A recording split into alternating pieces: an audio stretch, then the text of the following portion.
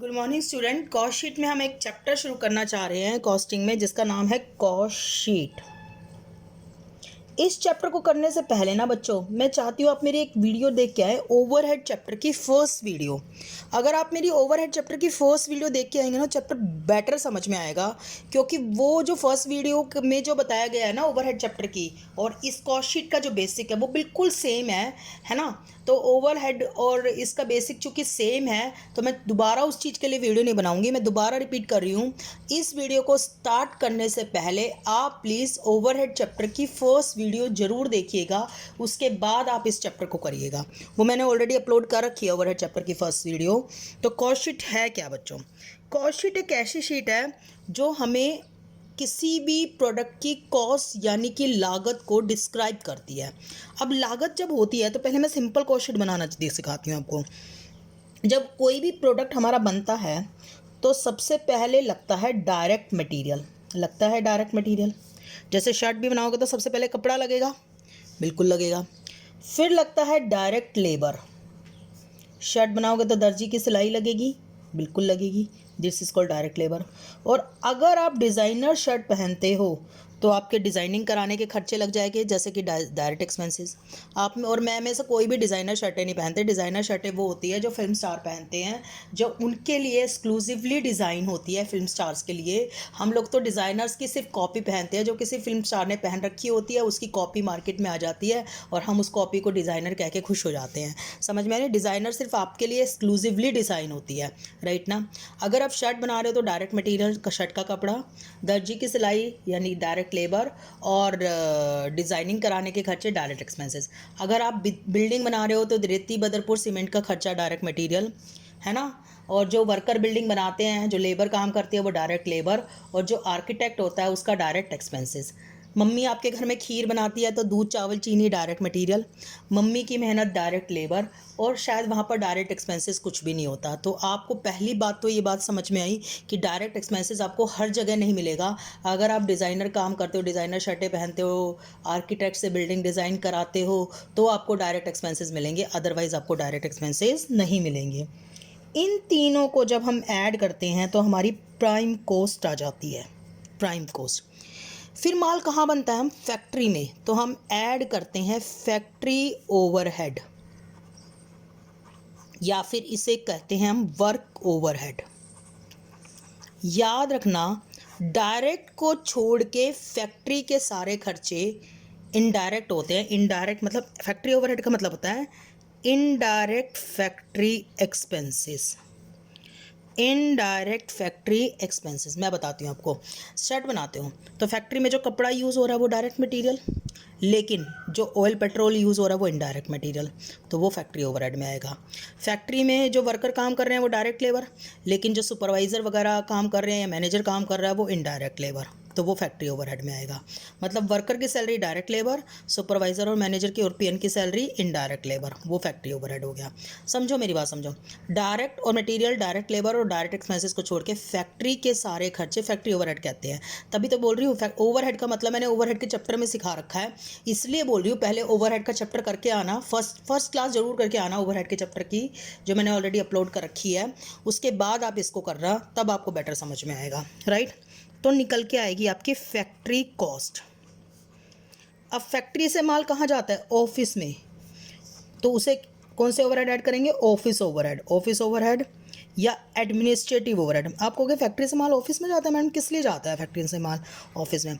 क्योंकि ऑफिस में उसकी काउंटिंग और अकाउंटिंग होती है। समझो, अगर बराबर बराबर में दो रूम है ना, एक रूम में माल बन रहा है और दूसरे रूम में काउंटिंग हो रही है, तो जिस रूम में माल बन रहा है वो फैक्ट्री कहलाएगा, और जिस रूम में माल की काउंटिंग हो रही है वो ऑफिस कहलाएगा। तो जिस रूम में माल बन रहा है वो फैक्ट्री ओवरहेड है, उस रूम का रेंट, और जिस रूम में उसकी काउंटिंग हो रही है उसका रेंट ऑफिस ओवरहेड है। तो ऑफिस ओवरहेड ऐड करने के बाद जो हमारी कॉस्ट आएगी वो आएगी ऑफिस कॉस्ट या कॉस्ट ऑफ प्रोडक्शन, ठीक है। फिर हम इसमें ऐड करते हैं सेलिंग ओवरहेड, या कहते हैं हम distribution overhead, selling and distribution overhead. तो ऐड करने के बाद जो निकल के आती है उसे हम कहते हैं कॉस्ट ऑफ सेल्स। माल बेचने के लिए जाता है तो सेलिंग ओवरहेड। फिर हम इसमें ऐड करते हैं प्रॉफिट, तो हमारी क्या आ जाती है बताओ, सेल्स आ जाती है। सिंपल सा फंडा है बच्चों। देखो, सबसे पहले शर्ट बनाने के लिए डायरेक्ट मटेरियल चाहिए, फिर डायरेक्ट लेबर चाहिए, डायरेक्ट एक्सपेंसेस चाहिए, तीनों को ऐड करके prime cost, factory overhead add किए फैक्ट्री कॉस्ट, ऑफिस के ओवरहेड ऐड किए ऑफिस कॉस्ट, सेलिंग के ओवरहेड ऐड किए कॉस्ट ऑफ सेल, और प्रॉफिट ऐड किया तो सेल। ये हमारी सिंपल वाली कॉस्ट शीट है, बिल्कुल सिंपल, जो स्टेट वे कॉस्ट शीट बनती है। लेकिन अगर हम इसी कॉस्ट शीट को थोड़ा सा कॉम्प्लिकेटेड करना चाहें तो हम कैसे कॉम्प्लिकेटेड करेंगे इस कॉस्ट शीट को, वो मुझे आपको सिखाना है। सुनिए मेरी बात, सुनिए प्लीज़, हाँ से सुनिएगा। आप जानते हो आपका स्टॉक कितने टाइप का होता है? आपका स्टॉक 3 टाइप का होता है। क्या क्या? रॉ मटेरियल होता है, शर्ट बनाने का कपड़ा। वर्क इन प्रोग्रेस, शर्टें कट गई हैं, सिलनी बाकी हैं। एंड फिनिश गुड्स, शर्टें पूरे तरीके से तैयार हो चुकी हैं। रॉ मटेरियल मतलब शर्ट बनाने का कपड़ा, वर्क इन प्रोग्रेस मतलब शर्टें कट गई हैं, सिलनी बाकी हैं, और फिनिश गुड्स यानी कि शर्ट्स पूरे तरीके से रेडी हो चुकी हैं। रॉ मटेरियल आपका कहाँ एडजस्ट होता है? ये एडजस्ट होता है इनडायरेक्ट मटेरियल में। रॉ मटेरियल आपका डायरेक्ट मटेरियल में एडजस्ट होता है। समझ में आ रही है बात या नहीं आ रही है? कहाँ डायरेक्ट मटेरियल में, कहाँ मतलब, समझो मेरी बात सुनो, क्वेश्चन बना रही हूँ। ये जो डायरेक्ट मटेरियल है ना, इसमें रॉ मटेरियल एडजस्ट होता है। वर्क इन प्रोग्रेस कहाँ एडजस्ट होता है? फैक्ट्री में, एडजस्टेड इन फैक्ट्री कॉस्ट। क्योंकि देखो ना, कच्चा माल वहाँ पड़ा रहता है जहाँ डायरेक्ट मटेरियल पड़ा रहता है, तो डायरेक्ट मटेरियल में एडजस्ट होगा। और वर्क इन प्रोग्रेस फैक्ट्री में पड़ा रहता है, क्योंकि शर्टें कट गई हैं, सिलनी बाकी है, इसलिए फैक्ट्री कॉस्ट में एडजस्ट होगा। और फिनिश गुड्स एडजस्ट होती हैं इन ऑफिस कॉस्ट में। फिनिश गुड्स कहाँ पड़ी रहती हैं? ऑफिस में, इसलिए ऑफिस कॉस्ट में एडजस्ट होती है। मतलब डायरेक्ट मटेरियल में क्या एडजस्ट होता है बताओ? रॉ मटेरियल एडजस्टेड होता है, क्योंकि यहाँ पे रॉ मटेरियल पड़ा रहता है। फैक्ट्री में क्या पड़ी रहती है? वर्क इन प्रोग्रेस, तो यहाँ पे वर्क इन प्रोग्रेस एडजस्ट होता है। और ऑफिस में क्या पड़ी रहती है? फिनिश गुड्स, तो यहाँ पे फिनिश गुड्स एडजस्ट होती है। और रीज़न भी आपको समझ में आ गया होगा कि क्यों। डायरेक्ट मटेरियल के टाइम रॉ मटेरियल पड़ा रहता है, फैक्ट्री में वर्क इन प्रोग्रेस होता है, और ऑफिस में जब काउंटिंग हो रही होती है तो फिनिश गुड्स होता है, तो ऑफिस कॉस्ट में फिनिश गुड्स एडजस्ट होते हैं। इतना समझ में आया? बिल्कुल आ गया होगा। अब आगे सुनिए, अगर मैं आपको एक फॉर्मूला लिखवाऊँ, क्या? Opening stock of raw material plus purchase of raw material minus closing stock of raw material is equal to raw material consumed. तो क्या आपको इस फॉर्मूले में कोई प्रॉब्लम होगी? मैडम बहुत प्रॉब्लम होगी, हमें तो फॉर्मूला ही समझ में नहीं आया। कोई बात नहीं, मैं बताती हूँ। आप जब सुबह उठे तो आपके पास 2 किलो दूध था, तो ये opening stock of raw material है। आपका दूध वाला आपको 5 किलो दूध और दे गया, this is purchase of raw material. और आज रात को 1 किलो दूध आपका बचा पड़ा है, तो बाकी दूध आपने क्या किया होगा? कंज्यूम ही कर लिया होगा, पी गए होगे, तो रॉ मटेरियल कंज्यूम्ड। समझ में आई बात या नहीं आ रही है? सुबह उठे कितने किलो दूध था? 2। खरीदा और कौन कितना? ये ओपनिंग स्टॉक था, this is your opening stock, this is your purchase, and this is your closing stock. समझ गए या नहीं समझ गए? राइट, ओपनिंग स्टॉक, परचेज, और ये आपका क्लोजिंग स्टॉक। आपके पास सुबह कितना दूध था? 2 किलो। आपने खरीदा कितना? 5 किलो। टोटल कितना हो गया? 7 kg। आपके पास रात को कितना बच रहा है? 1 kg। तो बाकी 6 kg का क्या किया होगा? 6 kg का क्या किया होगा? कंज्यूम ही कर गए होंगे ना। तो कोई फॉर्मूले में प्रॉब्लम है? Opening stock of raw material में purchase of raw material add कर दो और closing stock of raw material minus कर दो, तो रॉ मटेरियल क्या आएगा? कंज्यूम आएगा। वैसे भी मैं आपको एक बात बताना चाह रही हूँ बच्चों, सुनिए मेरी बात सुनिए। हम किसी भी फैक्ट्री में रॉ मटेरियल पहले परचेज करते हैं, और फिर उसको सेल नहीं करते, उसको कंज्यूम करते हैं। और फिनिश गुड्स पहले प्रोड्यूस करते हैं, फिर हम उसको सेल करते हैं। आप कहोगे मैम रॉ मटेरियल परचेज करके सेल क्यों नहीं करते? अगर रॉ मटेरियल परचेज करके सेल करेंगे तो हमारी वो तो दुकान बन जाएगी, शॉप बन जाएगी। और कॉस्टिंग कभी भी किसी शॉप के लिए नहीं होती, हमेशा फैक्ट्री के लिए होती है। एक दो चैप्टर ही है जहाँ पर सर्विस कॉस्टिंग है, जहाँ पर शॉप्स के लिए बात की गई है। बाकी कॉस्ट का जो सब्जेक्ट है वो फैक्ट्री के लिए काम करता है। तो मैं क्या कह रही हूँ, जो रॉ मटेरियल है वो परचेज होके कभी सेल नहीं होता, परचेज होके कंज्यूम होता है। और फिनिश गुड्स प्रोड्यूस होके सेल होती है, ना कि परचेज करके सेल करते हैं। अगर फिनिश गुड्स परचेज करके सेल करेंगे तो वो शॉप हो जाएगी। भाई रॉ मटेरियल परचेज करके सेल करेंगे तो शॉप बन जाएगी, फिनिश गुड्स परचेज करके सेल करेंगे तो शॉप बन जाएगी। जैसे आप किसी भी फैक्ट्री में देखो ना, शर्ट के लिए कपड़ा पहले खरीदते हैं, फिर उसको यूज़ करते हैं और शर्टें बना के बेचते हैं, है ना। आइसक्रीम बनाने की फैक्ट्री में दूध पहले परचेज करते हैं, फिर कंज्यूम करते हैं, फिर आइसक्रीम प्रोड्यूस करके सेल करते हैं। तो किसी भी फैक्ट्री में रॉ मटेरियल पहले परचेज करके फिर कंज्यूम किया जाता है और फिनिश गुड्स प्रोड्यूस करके सेल की जाती है। समझ में आ रही है बात या नहीं आ रही है? ये क्लियर हो गया। तो वहीं देखो, मैंने रॉ मटेरियल का फॉर्मूला आपको बताया था। Opening stock of raw material, पहले ये परचेज हुआ और परचेज होके फिर ये कंज्यूम हुआ। पहले ये परचेज हुआ और परचेज होके कंज्यूम हुआ। रॉ मटेरियल के लिए यही तो बताया था, परचेज होगा, परचेज होके कंज्यूम होगा। अब फिनिश गुड्स के लिए देख लीजिए। अगर मैं फिनिश गुड्स की बात करूं तो opening stock of finish goods, उसमें ऐड कर देंगे फिनिश गुड्स प्रोड्यूस और माइनस कर देंगे closing stock of finish goods, तो आपकी वो सेल आ जाएगी। बताया ना, फिनिश गुड्स प्रोड्यूस करके क्या करते हैं? सेल। तो फिनिश गुड्स प्रोड्यूस करके क्या कर रहे हैं? सेल। आप कहोगे मैम ठीक है, रट्टा तो लग गया, समझाओ, मेरी बात समझो। देखो मेरी बात सुनो, मेरी फैक्ट्री में ओपनिंग स्टॉक में 20 शर्ट थी, ये मेरी ओपनिंग स्टॉक था। मैंने 100 शर्ट और बना ली तो ये प्रोड्यूस हो गया।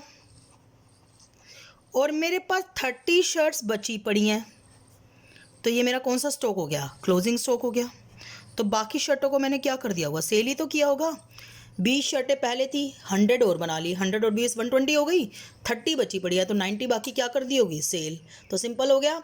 रॉ मटेरियल पहले परचेज करेंगे फिर कंज्यूम करेंगे, फिनिश गुड्स पहले प्रोड्यूस करेंगे फिर सेल करेंगे। इतनी समझ में आई? बिल्कुल आ गई होगी। अब मैं आपको बता रही हूँ कॉस्ट शीट का एक्सटेंडेड वर्जन, कि कॉस्ट शीट का एक्सटेंडेड वर्जन क्या होगा। सुनिए मेरी बात सुनो। देखो कॉस्ट शीट अब हम अच्छे से बनाएंगे।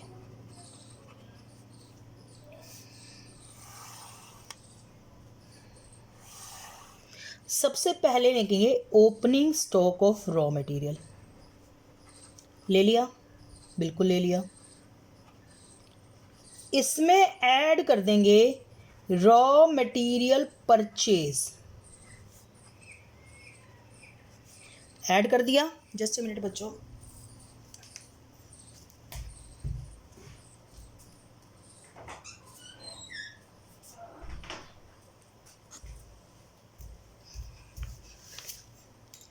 Opening stock of raw material में रॉ मटेरियल परचेज क्या कर देंगे बताओ? ऐड कर देंगे। कर दिया। एक्सपेंसेस ऑन परचेज भी ऐड करेंगे। एक्सपेंसेस ऑन परचेज जैसे कि कैरीज इनवर्ड, माल लाने का भाड़ा, इंश्योरेंस ऑन परचेज, परचेज करने का इंश्योरेंस, और इसमें से माइनस कर देंगे closing stock of raw material. तो अब मेरी बात सुनो, क्या निकल के आएगा? Raw material consumed. भाई ओपनिंग स्टॉक में परचेज ऐड करेंगे, क्लोजिंग स्टॉक माइनस कर देंगे तो रॉ मटेरियल कंज्यूम ही तो आएगा। बस एक एक्सपेंसेस ऑन परचेज और ऐड किया है। Opening stock of raw material में रॉ मटेरियल परचेज ऐड करेंगे, closing stock of raw material minus करेंगे तो रॉ मटेरियल कंज्यूम ही आएगा। बस मैंने एक्सपेंसेस ऑन परचेज और ऐड किया है। अब इसमें हम ऐड करेंगे डायरेक्ट वेजेस। भाई शर्ट के कपड़ा चाहिए, कपड़े के बाद दर्जी की सिलाई भी चाहिए, है ना। और ऐड करेंगे डायरेक्ट एक्सपेंसेस, डिज़ाइनर के खर्चे। तो आ जाएगी हमारी प्राइम कॉस्ट। क्या आ जाएगी? Prime cost. उसके बाद हम ऐड करेंगे फैक्ट्री ओवरहेड, या फिर जिसे क्या कहते हैं हम, वर्क ओवरहेड। तो जो निकल के आएगी उसे हम कहेंगे फैक्ट्री कॉस्ट। समझ में आ रही है बात या नहीं आ रही है? फैक्ट्री ओवरहेड क्या होते हैं? मटेरियल और लेबर को छोड़ के फैक्ट्री के सारे खर्चे, फैक्ट्री का रेंट, फैक्ट्री की सैलरी, फैक्ट्री का डेप्रिसिएशन, फैक्ट्री का इंश्योरेंस, फैक्ट्री की पावर, मतलब मटेरियल और रॉ मटेरियल और डायरेक्ट वेजेस को छोड़ के फैक्ट्री के सारे खर्चे। अब फैक्ट्री में क्या पड़ा रहता है? Work in progress. तो opening work in progress add करेंगे क्योंकि वो तैयार होने के लिए जाएगा, मतलब फिनिश गुड्स बनने के लिए जाएगा। और क्लोजिंग वर्क इन प्रोग्रेस क्या कर देंगे? माइनस। तो जो निकल के आएगी वो कहलाएगी नेट फैक्ट्री कॉस्ट। अच्छा, एक चीज़ और माइनस कर देंगे, फैक्ट्री स्क्रैप। फैक्ट्री स्क्रैप क्या होता है? जो कचरा बचता है ना फैक्ट्री का, वो बिक जाता है। हम कॉस्ट शीट बना रहे हैं ना, कॉस्ट शीट मतलब लागत की शीट। तो स्क्रैप कबाड़ी वाले को बिक गया तो उसने हमारी लागत को क्या कर दिया? कम कर दिया। मैं आपको एग्जांपल देती हूँ बच्चों। जैसे सपोज करो हम लोग है ना मक्खन से घी निकाल रहे हैं, है ना। हमने 20 kg दूध लिया 1000 रुपीज़ का, है ना। उससे 1 किलो घी निकाल दिया, है ना। 1 किलो घी 1000 का बिक गया, एक किलो घी 1000 का पड़ गया। लेकिन उसकी जो छाछ बची वो भी हमारी 100 की बिक गई। तो अब देखा जाए तो 1 किलो घी हमारा 1000 का नहीं पड़ा, 900 का पड़ा, क्योंकि 100 की छाछ भी तो बिक गई। मैं दोबारा भी बताती हूँ, 50 रुपीज़ पर केजी दूध लिया, 20 kg। 20 किलोग्राम दूध लिया, 50 रुपये पर किलोग्राम, या पर लीटर कह लो या पर किलोग्राम कह लो, बात क्या है? सेम ही है। 20 किलोग्राम दूध लिया, 50 रुपये पर किलोग्राम, या कहे 20 लीटर दूध लिया, 50 रुपये पर लीटर। तो 1000 रुपीज़ का दूध हो गया, 20 को 50 से मल्टीप्लाई कर दिया, 1000 का दूध हो गया।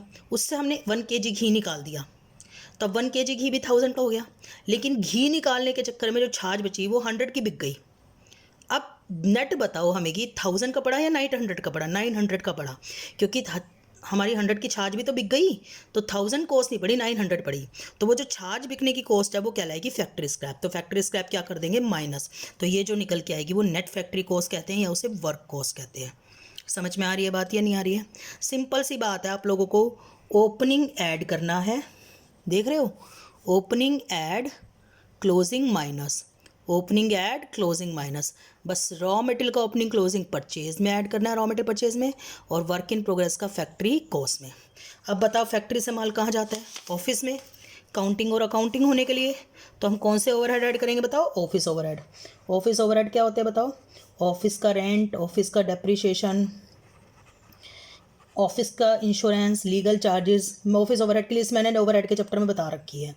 तो ये जो निकल के आएगी that will be called office cost या कॉस्ट ऑफ प्रोडक्शन।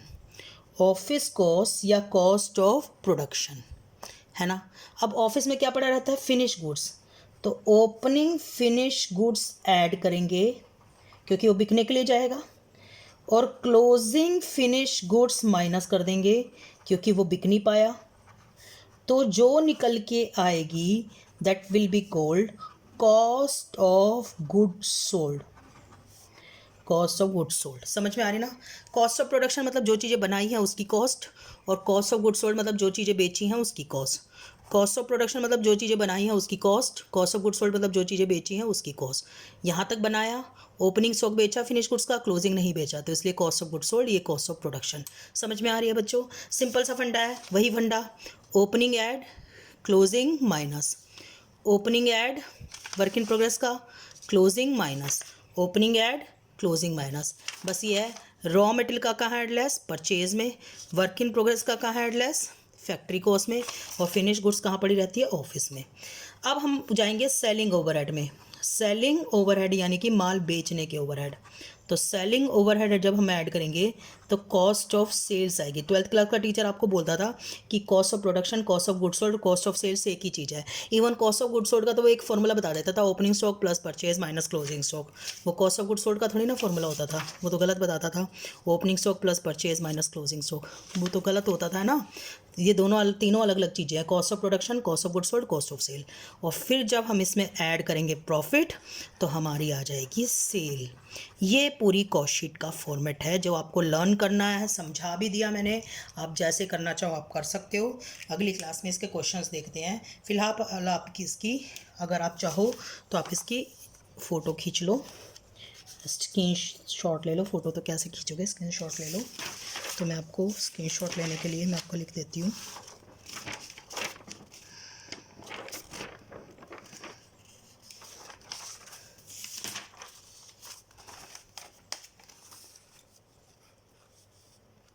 ये देखिए, this is your page number 1, लेते जाइए।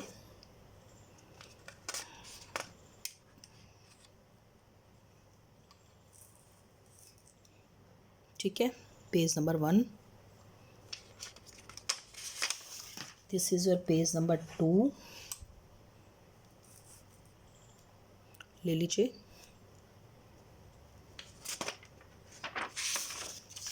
This is your page number 3, ले लीजिए। आप इसे कॉपी में ज़रूर कॉपी करिएगा, नोटबुक में। This is your page number 4,